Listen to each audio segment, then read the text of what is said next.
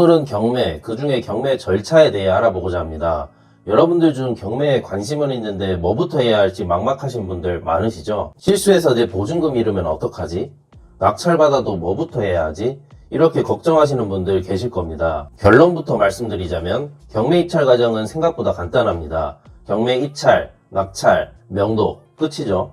물론 용어 하나하나 자세히 공부하려면 너무 많죠. 경매는 다른 건 둘째치고 절차는 꼭 알아야 한다고 생각합니다. 그래서 오늘은 경매 5년 차인 제가 실무 중심으로 최대한 쉽게 경매 과정을 알려드리려고 합니다. 이 영상 그대로 따라 하신다면 경매가 한층 쉽게 느껴지실 수 있을 겁니다. 울산 유료급 경매 정보를 무료로 받아보고 싶다면 아래 고정 댓글 참고해주세요. 자, 그럼 경매는 왜 나오는 걸까요? 다양한 사유가 있지만 가장 대표적인 사례를 알려드리겠습니다.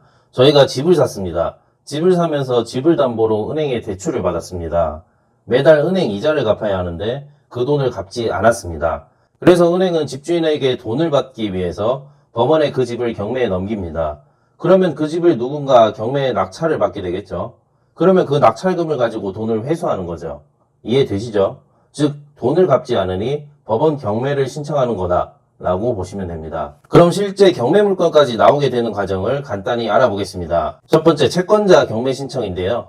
은행, 개인, 국가 등 돈을 못 받은 사람을 채권자라고 하는데요. 채권자가 경매를 신청합니다. 두 번째, 법원 심사입니다. 그러면 법원에서 경매 신청 내용과 서류를 확인하고 경매 요건에 맞는지 검토합니다. 세 번째, 경매 개시 결정입니다. 법원에서 볼 때 이상이 없으면 이 부동산에 대해 경매 절차를 시작하겠다 라는 경매 개시 결정을 내리게 됩니다. 그 경매 개시 결정 등본을 채무자, 집주인과 채권자, 돈을 받을 사람에게 보내게 됩니다. 네 번째, 등기부 기재인데요. 그럼 집주인, 등기부 등본을 떼보면 화면과 같이 경매 개시 결정이 표시되게 됩니다. 채권자, 채무자가 아니더라도 누구든 등기부를 열람하면 경매가 진행 중인 걸 알 수 있게 되는 거죠. 다섯 번째, 현황조사인데요. 그럼 법원 집행관도 현장에 나가봅니다. 살고 있는 사람은 있는지, 임차인은 있는지, 집 상태 등을 조사하게 됩니다. 이 내용을 법원 현황조사서, 매각 물건 명세서에 기록을 하죠. 이 서류들은 누구나 열람할 수 있습니다. 여섯 번째, 감정평가입니다. 그 다음 법원에서 감정평가서를 통해 집값을 감정합니다. 쉽게 말해 경매 물건에 대한 금액을 매기는 겁니다. 이게 최초 감정금액이 되겠죠. 이 과정이 끝나면 실제 법원의 경매 물건으로 올라오는데요. 보통 경매 개시 결정부터 입찰 당일까지 약 6개월에서 1년 정도는 걸립니다. 꽤 걸리죠. 여기까지가 경매 물건이 나오는 과정이었고요. 지금 화면에 보시는 게 경매 낙찰 후 절차입니다. 경매 입찰 전에는 뭐를 해야 할까요? 당연히 입찰하려는 물건을 찾아야겠죠. 찾았다면 그 물건에 대한 권리 분석, 시세 조사, 현장 조사를 마치고 마지막엔 가장 중요한 입찰가를 뽑아야 할 겁니다. 자, 그럼 경매 낙찰을 받았다고 가정해 보겠습니다. 낙찰을 받게 되면 법원 직원이 화면에 보시는 낙찰 영수증을 나눠주는데요. 이 영수증을 받고 기분 좋게 나가시면 됩니다. 아참, 이때 대출 상담사분들이 낙찰 축하한다며 명함을 나눠주시는데요. 이 명함을 받아두었다가 대출 받으실 때 활용하시면 됩니다. 이제 낙찰 받고 일주일이 지났습니다. 법원에서 경매 절차나 서류를 검토한 후에 매각허가 결정을 내려줍니다. 이제 낙찰받고 2주가 되었습니다. 법원에서는 매각허가 확정을 내립니다. 그럼 법원에서는 저희가 입찰 당일 냈던 입찰 보증금을 제외하고 나머지 잔금을 납부하라는 통지서를 발송합니다. 화면 보시는 사진인데요. 통지서를 보게 되면 언제까지 잔금을 납부하라는 기한이 적혀져 있습니다. 보통 납부 기한일은 낙찰일 기준 40일 정도라고 보시면 됩니다. 그 후 우리는 잔금을 납부하게 되겠죠. 잔금을 납부하면 약 한 달 뒤 법원에서 배당을 합니다. 배당이란 경매 낙찰금을 가지고 법원에서 돈을 받아야 하는 사람들, 채권자들에게 돈을 나눠주는 작업이라고 보시면 됩니다. 이게 경매 낙찰 후 절차인데요. 어떤가요? 생각보다 어렵지 않죠? 그럼 각 절차마다 실제 낙찰자가 해야 할 일을 한번 설명해 드리겠습니다. 낙찰 당일에는 앞서 말씀드렸듯이 법원에서 주는 낙찰 영수증을 잘 보관하셔야 합니다.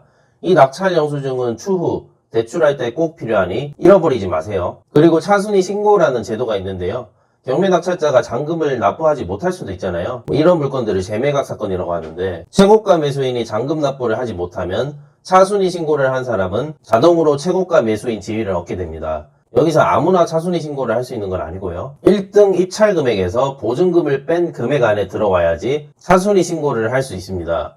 그리고 많은 분들이 헷갈리시는 게 법원 입찰할 때 입찰 보증금을 내잖아요. 이때 본인이 쓰는 입찰 금액의 10%라고 착각하시는 분들이 계시는데요. 입찰 보증금은 입찰 금액의 10%가 아니라 법원 최저가의 10%인 점 헷갈리지 마시길 바랍니다. 입찰 보증금은 당일날 정신이 없기 때문에 전날 미리 준비하시는 것을 추천드립니다. 이런 분들도 계실 겁니다. 나 법원 입찰할 시간이 안 돼서 지인이나 전문가에게 맡기고 싶은데, 이런 분들이 계시죠? 본인 명의로 본인이 직접 입찰할 때는 신분증, 막도장, 입찰 보증금만 챙기시면 되는데요. 대리인이 입찰할 땐 명의자분의 인감증명서, 인감도장이 있어야 합니다.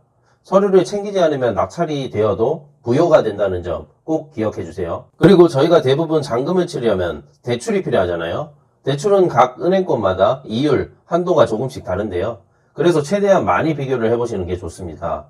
그럼 낙찰 후 대출 상담사분들이 나눠주시는 명함을 최대한 많이 받아두셔야겠죠. 다른 경매 절차 영상을 보다 보면 서류 열람을 꼭 하라고 하는 영상들이 많은데요.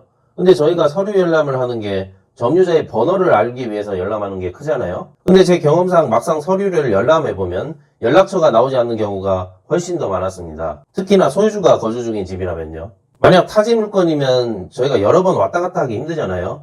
차라리 낙찰된 경매 물건에 직접 찾아가셔서 쪽지로 낙찰자, 그러니까 본인 번호를 남겨놓고 오시는 게 더 좋은 방법이지 않나 생각됩니다.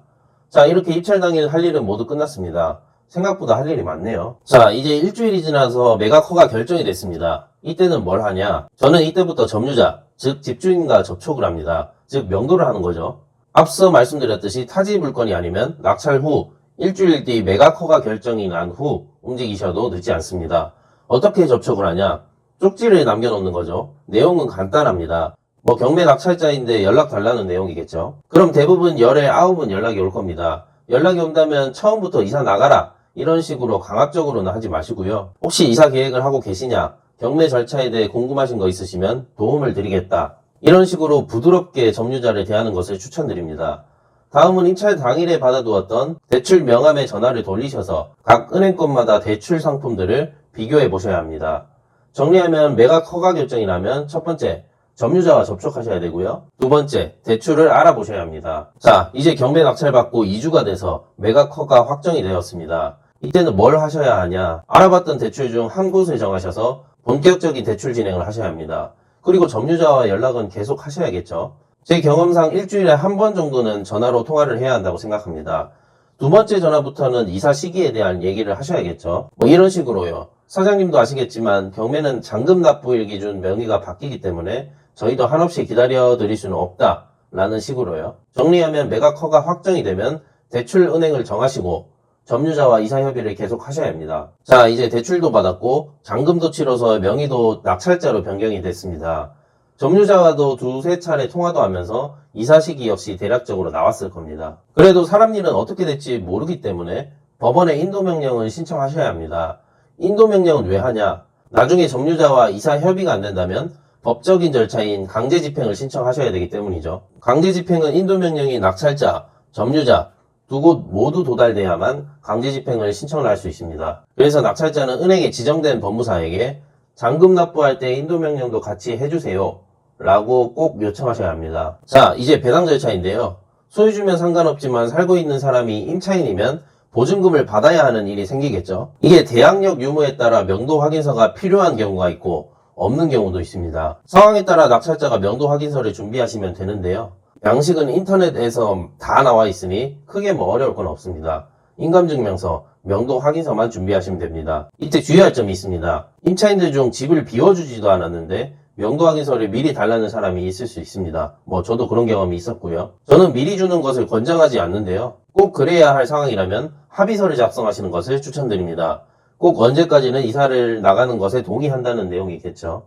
이게 사람이 말로 하는 것과 서류를 작성한다는 건 마음가짐 자체가 다르니까요. 이렇게 경매 절차와 실제 내가 해야 하는 일에 대해서 설명드렸습니다.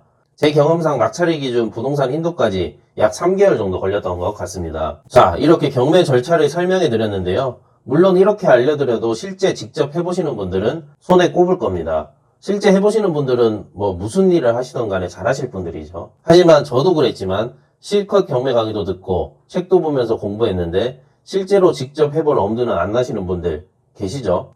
권리 분석 실수해서 내 돈 잃으면 어떡하지? 낙찰 받아도 사람 안 나갈 것 같은데 등등 5만 가지 걱정이 생기죠. 그런 분들은 주목해주세요. 제 경매 컨설팅을 소개해드리겠습니다. 우선 저에 대해 간단히 소개해드리겠습니다. 저는 33회 공인중개사입니다.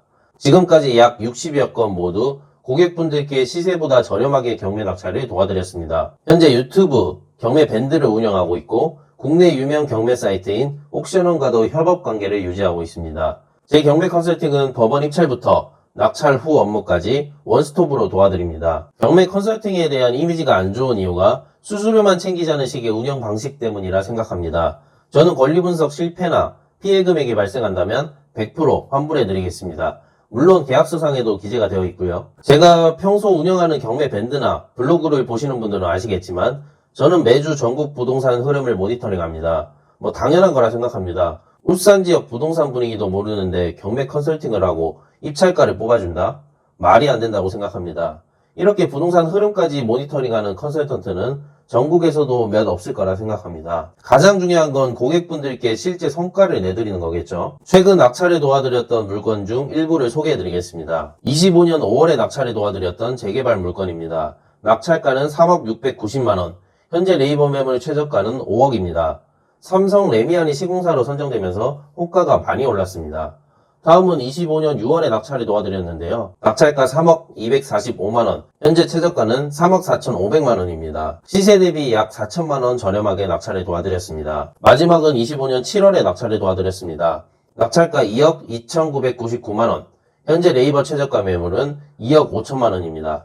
시세 대비 약 2천만원 싸게 낙찰을 도와드렸습니다. 실제 의뢰 비용 대비 최소 몇 배, 크게는 몇십 배까지 이익을 내드렸습니다. 다시 한번 제 경매 컨설팅 주요 장점을 요약해 보겠습니다. 첫 번째, 경매 입찰부터 낙찰 후 업무들을 원스톱으로 도와드린다. 두 번째, 권리 분석 실패 시 100% 환불. 세 번째, 의뢰 비용 대비 최소 몇 배의 수익. 물론 경매는 혼자 하실 수 있으면 혼자 하시는 게 가장 좋습니다. 다만 저를 통해 시간과 비용을 아끼고 단기간에 성과를 내고 싶은 분들은 아래 고정 댓글 참고해주세요. 앞서 제가 전국 부동산 흐름을 매주 모니터링한다고 말씀드렸었는데요. 울산은 현재 전세 매물이 상당히 부족합니다. 이에 따라 전세는 우상향하고 있고 최근에는 매매 매물까지 줄어들면서 매매도 상승 전환했습니다. 실제로 최근 경매 상담을 하신 40대 부부가 계셨는데요. 그 부부는 현재 전세로 거주 중이시고 전세 만기를 앞둔 상황이셨습니다. 계약 만기가 다가와서 전셋집을 알아보려고 하는데 주변에 전월세 매물이 없다고 하셨습니다. 전월세 매물이 하도 없고 가격도 올라서 차라리 매매를 결심하신 거죠. 매매를 할 거면 차라리 경매로 해보자 해서 의뢰를 주신 분이셨습니다. 아마 이 40대 부부 같은 상황에 계신 분들 많으실 겁니다. 현재 울산은 매매 시장도 조금씩 좋아지고 있는 상황입니다. 제 생각에는 이사를 가려고 하는 단지 매매 금액이 아직 상승하지 못하는 상황이고 상승을 했더라도 약간 반등 정도라면 매매를 선택하는 것도 괜찮은 선택이지 않나 생각됩니다. 경매로 더 싸게 살 수 있으면 더욱 좋겠죠. 이렇게 오늘은 경매 절차와 제 경매 컨설팅을 소개해드렸습니다. 제 채널 구독하시면 울산 부동산과 경매에 대한 양질의 정보를 빠르게 받아보실 수 있습니다. 오늘도 긴 영상 시청해주셔서 감사합니다.